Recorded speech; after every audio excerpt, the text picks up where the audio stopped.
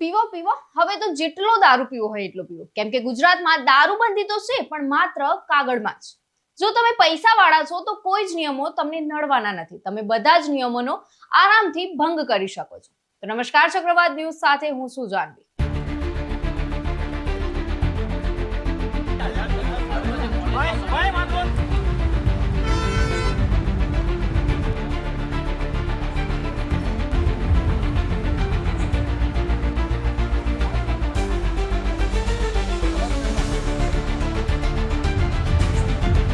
ત્યારે સુરતમાંથી એક એવો કિસ્સો સામે આવ્યો છે. તે સુરતના અલથાણ પોલીસ સ્ટેશનના હદ વિસ્તારમાં મોટી દારૂ પાર્ટી ઝડપાઈ છે. સુરતના અલથાણમાં જાણીતા એવા ઉદ્યોગપતિ સમીર શાહની જન્મદિવસ પાર્ટીમાં કેએસ અવતરણ હોટલમાં દારૂની મહેફિલ પર પોલીસે દરોડો પાડ્યો હતો.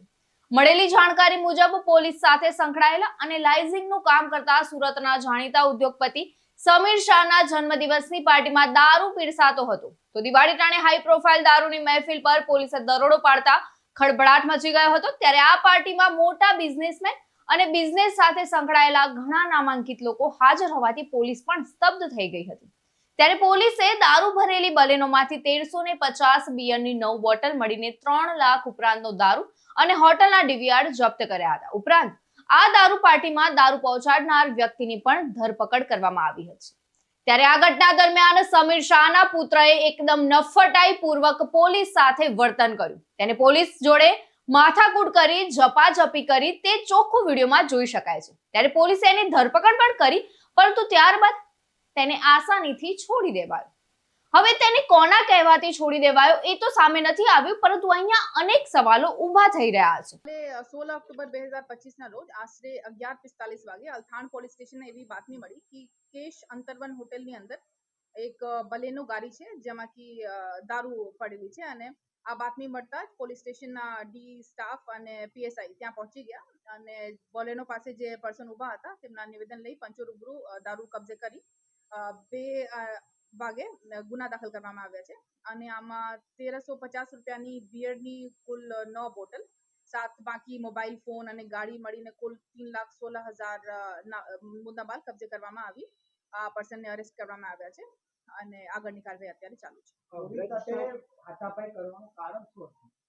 હા, આ વિડીયો સામે આવ્યા કે આ એક પાર્ટીમાં જે એક સમીરભાઈ શાહ કરીને છે, એમના બર્થડે પાર્ટી હતા અને આમના પુત્ર છે જૈનમ સમીરભાઈ શાહ. તો આ પોલીસ સાથે ઝપાઝપી કરે છે. તો આ અગ્રેસિવ લાગતા હતા બાળક એ સમયે.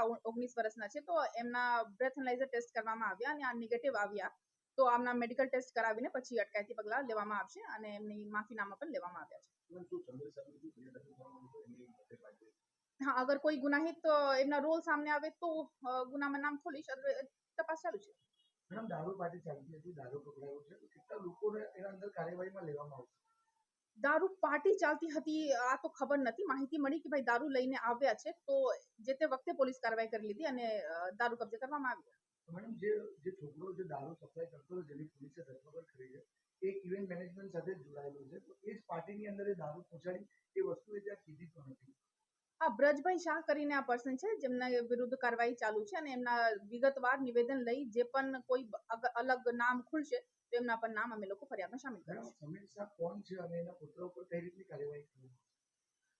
સમીરભાઈ શાહ એક લોકલ બિઝનેસમેન છે. એમના બर्थडे પાર્ટી હતા અને આમના પુત્ર પોલીસ સાથે થોડુંક ઝપાઝપી કરી છે. તો जैसे कि मैंने पहले बोला, इसके विरुद्ध अटकायती पगला हम करने वाले हैं और इनका माफीनामा लिया गया है. पार्टी में कुल लगभग 200 लोग. એક જ સંવિધાનમાં ગરીબ અને અમીર માટે અલગ અલગ નિયમો કેમ? એ વાતે કયા ઉચ્ચ સ્તરીય દબાણ હેઠળ આરોપીને મુક્ત કરાયો? એક તો દારૂબંધીના કાયદાનો ભંગ કર્યો, પોલીસ સામે ગેરવર્તન કર્યું, છતાંય તેને આટલું સરળતાથી છોડી દેવાયો. એટલે પૈસાવાળા અને મોટા માણસોના દીકરા દારૂ પીવે, પાર્ટીઓ કરે, પોલીસ અધિકારીઓ સાથે ઝપાઝપી કરે તો પણ એમની ઉપર કોઈ કાર્યવાહી નહીં, એમને છોડી મૂકવાના? હવે દારૂબંધીના કાયદાનો ભંગ કરનારને આટલી વીઆઈપી ટ્રીટમેન્ટ અપાતી હોય અને કાયદાનું રક્ષણ કરનાર પોલીસ અધિકારીને પાવરફુલ લોકોના દબાણ હેઠળ ઝૂકવું પડતું હોય, તો આ ગુજરાતમાં કાયદાનું શાસન ખરેખર કોના હાથમાં છે?